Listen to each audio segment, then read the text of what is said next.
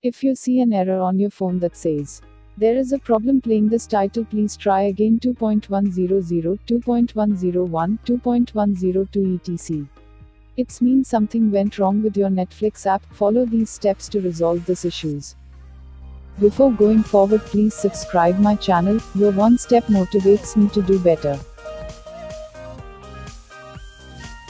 This is the first and easiest way to fix any Netflix error. Follow your device's restart process, and once your device is switched on, try to open Netflix. Hopefully error will be fixed. If not, go for next solution. Netflix stores some required files in the app data cache, and sometimes this data gets corrupted and we get this error. Some devices allow you to clear locally stored data or clear the Netflix app cache. So try this solution as quickly as possible.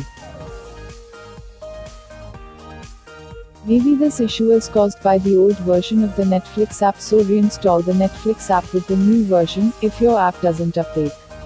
Note: deleting the Netflix app will also delete any titles you have downloaded to the device.